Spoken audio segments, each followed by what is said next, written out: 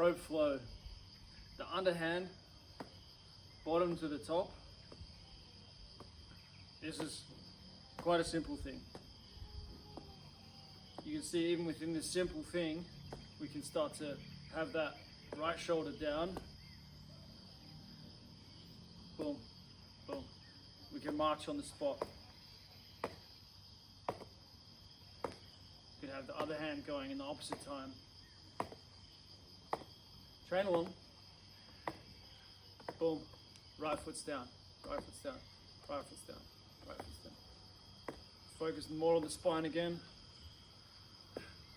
It's going to be a little bit like patting your tummy, rubbing your tummy, patting your head.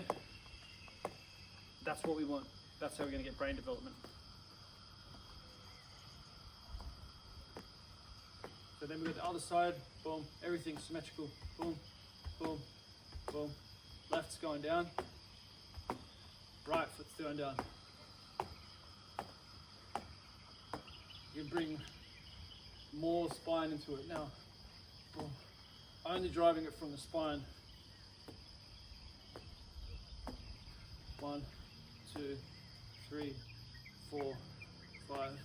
1, 2, 3, 4, 5. If that's already been too much, or you're feeling like it's overwhelming a little bit, reset. Reset your posture up tall like a dancer. Something that I've been working on a lot lately. I tend to have a hunched posture from my time playing a lot of hockey. You can go fully on the arm. So you see FRC, there's these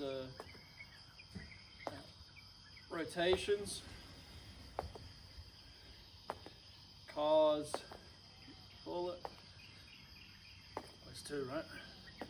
You can do these kind of circular movements, driving this thing only from the shoulder. Then we can drive it only from the wrist, and we can go the faster tempo. Boom, boom, boom. And we can bring the body back in.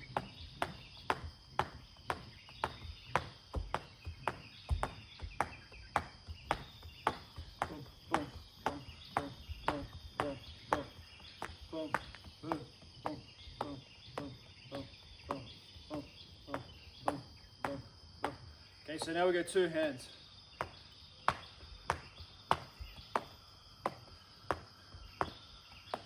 Two, three, 4, 5. 1, 2, 3, 4, 5. If you can't get the feet yet, 4, 5. 1, 2, 3, 4, 5. You can see we can just stand there and do it. That's fine. 1, 2, 3, 4, 5. If you can integrate the body with it, you can treat it more like you're going to get a hip extension. It's going to be like a swinging shot. It's not trying to be super specific for any sport, but it can be moved towards the movement of any sport. We can also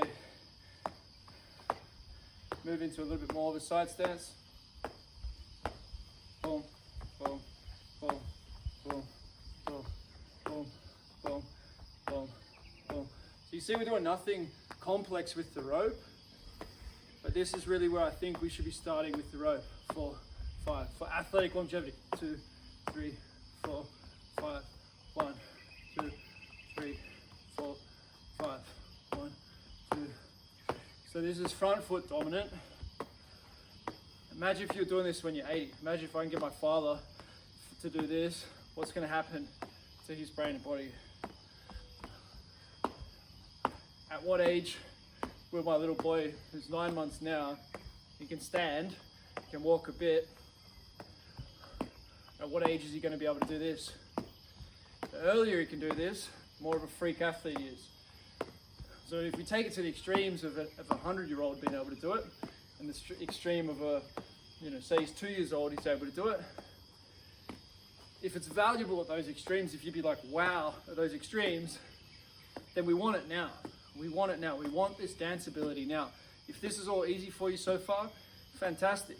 If you've got a good, big athletic background, this will probably be easy for you. This wasn't easy for me 6 months ago. As someone who hasn't done tons of sport in the last 20 years, since I moved away from my goal of going to the Olympics as a hockey player.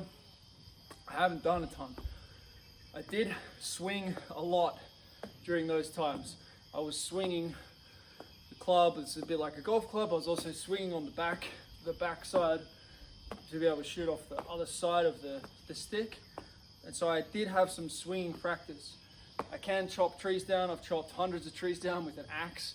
The property that we had in Australia, I chose to not buy a chainsaw to begin with and chop down 100+ trees with my brother down on our property with axes. I just chopped some trees recently in France with an axe.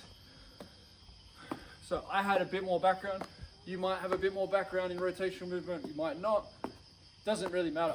One side's likely to be more comfortable to rotate than the other. It's going to be more comfortable to rotate off a certain stance. This is our normal kind of golf stance, right?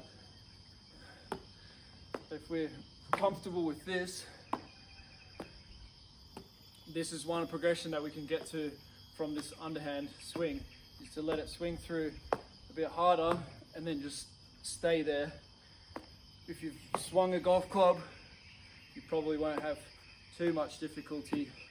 So you can do it without the change in stance. And then it starts to bring in a little bit more of the complexity. But even just staying with this underhand pattern, you can have a ton of fun. We can be on a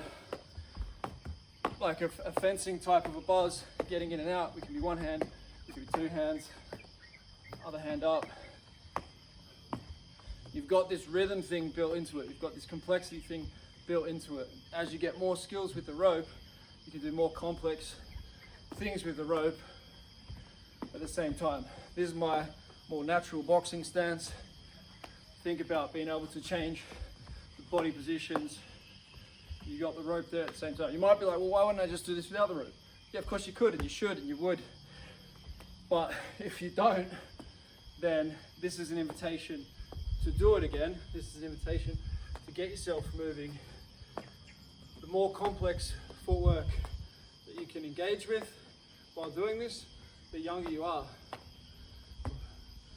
So then you see I've been moving between two hands and one hand. One of the first moves that is often taught, if you go what's now become the established mainstream path of rope work, the main way to get started is to do stay for one, move on for one. Stay, move, stay, move, stay, move, stay, move.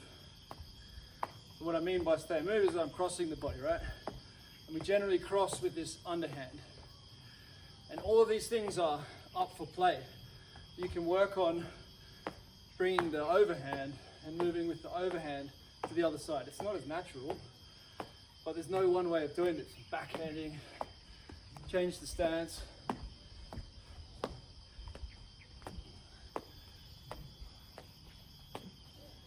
Go back to resetting the posture, staying tall. There's no one way with this. All we've done so far is play around with this underhand pattern.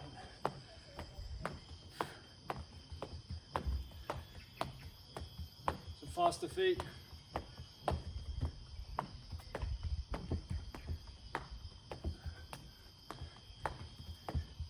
This is a footwork pattern that you might see in speed ladders. You're getting a full body integration. When you get there, you execute it. It's not really exact execution for any sport, but it's foundational execution that if I played any racket sport, any type of racket, I'd be a little bit more prepared for it. You'll be a little bit more prepared for it. That's what we want here. It gets the heart rate up. This floor is a little bit slippery with my bare feet, so doesn't lend itself to maximal forwards or backwards. The underhand pattern is also great for uplifting. So skips, Tim Sheaf, who I've mentioned in the theory component there, big fan of skipping. I'm sure he's been doing it with the rope. It's probably in his course as well, do it with the rope. I'm not sure. I haven't been through anyone's courses on ropes yet. What watched a few videos on YouTube on how to get the dragon roll, and I wish there had been a more practical, athletic approach to ropes, and so here it is. So here we are skipping, more lateral skips.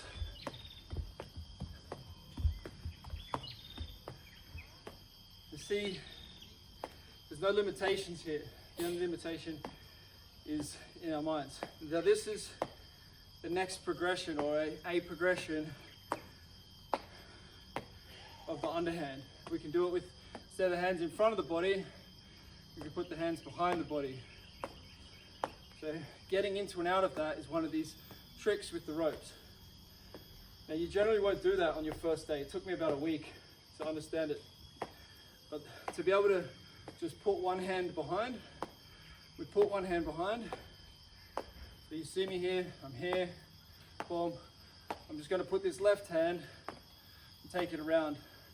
After it hits the bottom, it needs to get there by the time it hits the bottom. So boom, bottom, go, go, go. Okay, so then you're gonna be stuck there. And you're gonna be like, go, go, go, go. So this is called the cheetah's tail. The first one we learned there is called the matador.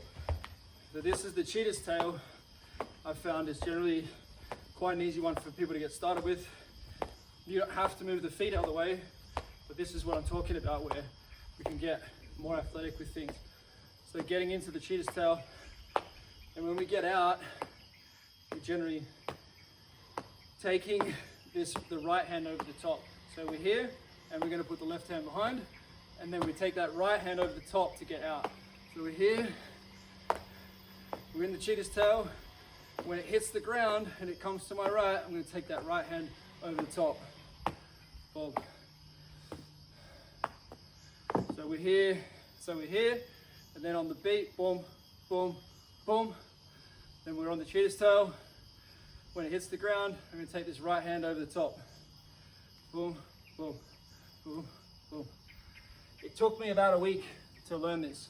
If we're in person, I'll probably be able to get you this thing in 5 minutes, 10 minutes. I started teaching people.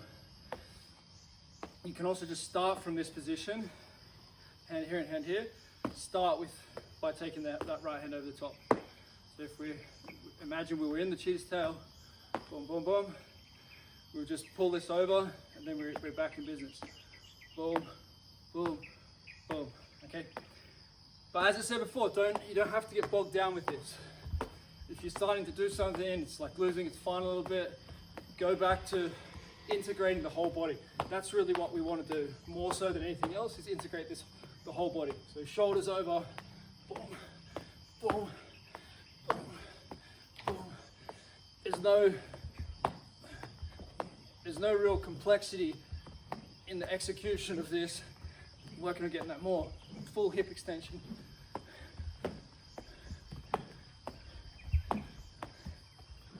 We go slow, fast, slow, fast. That's how sport works. I hurt my ribs during the summer using a Viper, and I could feel it a little bit doing this. I used a lot of leverage in a rotational movement, top speed. I thought those Viper things were not that powerful, not that important. And then I used one, and I used it aggressively, and I popped the rib. I used the heaviest one as aggressively as I could, as I tend to.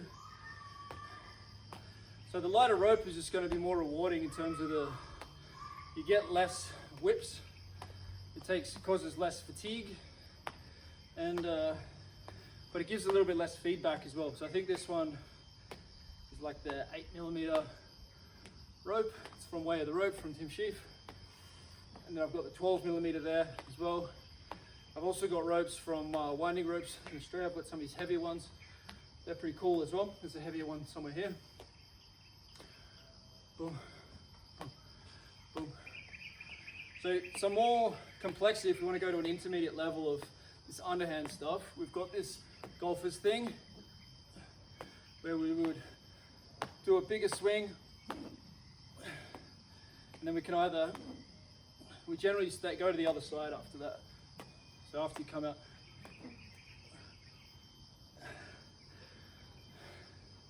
couldn't find my hat. hence the ear challenge. So yeah, we want to get those movements both sides, the golfer's swing. Change ears.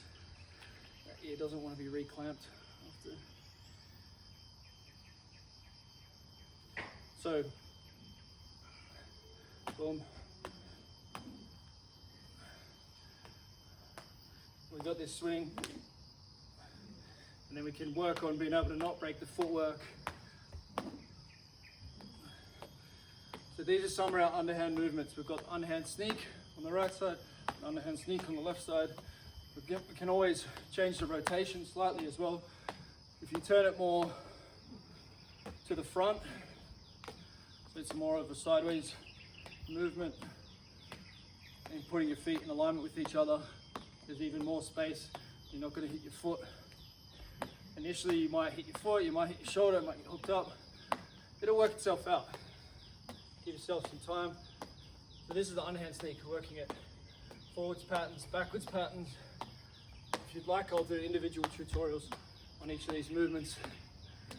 Do everything that we've done so far, we could have done as a one leg journey.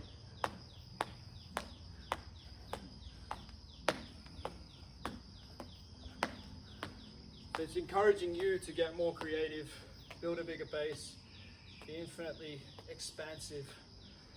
This is our underhand. If we're thinking more about lateral movements, we start with this, it's called propeller. Propeller left hand, propeller right hand. Propeller is really, lends itself more to the one arm movements as well. So we can one arm into external rotation. Actually, so if this is this would be the underhand. If we got the overhand, and the overhand lends itself more to doing this internally rotated position as well. And when we do our overhand, it also lends itself to these big internal rotations of the shoulder. If we're going in with our sideways movements here, we've also got these passes behind. You got the pass behind at the bottom. These are some of our single arm sideways movements. So if you can get a feeling for this, if you're using the lighter rope on these, it's more forgiving if you're going to whack yourself a few times. If you're going to change arms, we want to go with the overhand sideways pattern. So it means top to bottom in the front. So if we've got it here behind, boom, boom, boom, boom.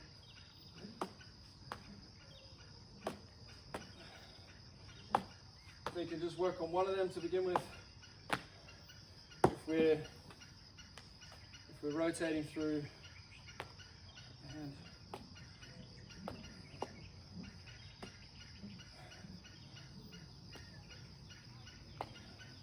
so rotating, put it to the top, swap the hand.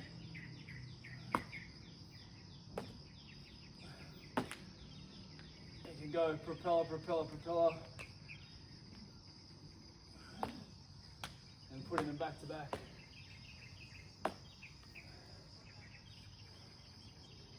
So these are some of our sideways drills.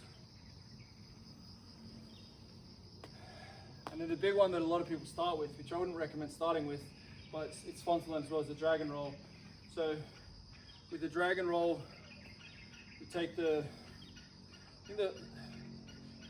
rope from the front left to the front right, and then the back left to the back right. So front left, front right, put it behind you, back left to the back right, put it in front of you. So position 1, position 2, position 3, position 4. 1, 2, 3, 4. 1, 2, 3, 4. 1, 2. So you try to sweep it across in front of you, sweep it across the same way behind you. Oftentimes, I'll have people practice just the movement from the wrist, rope behind, rope in front. If you've done a lot of skipping, this will be really easy, but it's basically that same thing that we're going to do. It's rope behind, rope in front, rope behind, rope in front. And we're just putting these little turns in. So we just make it go sideways. So we're here again, flip to the back. When the rope's hitting the ground, that's when we turn. Turn, turn, turn, turn, turn, turn. Right foot, left foot, right foot, left foot.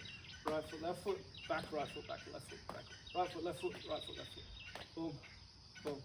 It is easier to learn this with the rope as well. I learn it with the normal skipping rope. You don't get any feel for the movement and it generally takes a lot longer. So if we've got left to right, and then we can go right to left. Left to right, right to left. Left to right, right to left. Left to right, right to left. Left to right, right to left. And at any stage you can go back into propeller. Boom. Boom. Front, front, front, back. Front, front, front, back. So just after it, when the rope's at the top, you swing it to the back. And so this opens up more possibilities where you can go from the front movements, turn sideways into the dragon roll, and then we can go into the matador, back into the dragon roll. So you link these things together. But what I'm most interested in is, can you find these positions? Can you do the same thing while looking athletic? I think a lot of the criticism of the rope is that it doesn't really look athletic when you're just twirling the rope around and you're static in the same position. But you can see if you're able to use more aggressive positions when you're cold, then you are becoming athletic. So then some of the progressions on the dragon roll is to do more of a throw pattern. So I'm like left, right, left, throw. When it's at the back, so as soon as I go across the body, decide that it's going to, so it's starting left, going to the right, and I'll put that hand behind. If we can get those movements going on both sides of the body, so I'm naturally left-handed, this side's naturally more comfortable for me.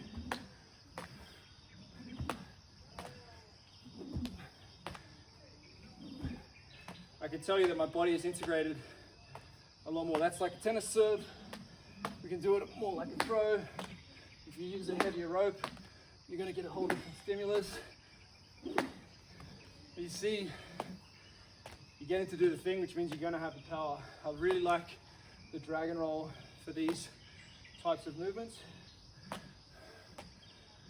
So you see I also do this, so I'm going right, left,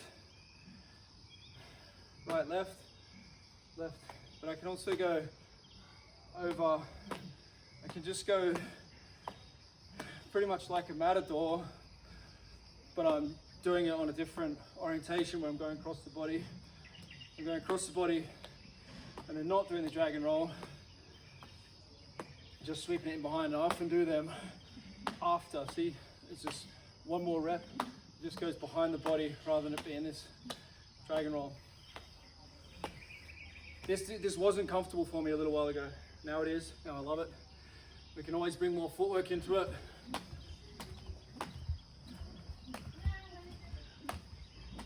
So this is like a skip. This is our backwards, our underhand and sideways movements. We've also got the forwards movements to go as well. I don't do as many tricks on the forwards. I'm going to do that in a separate video.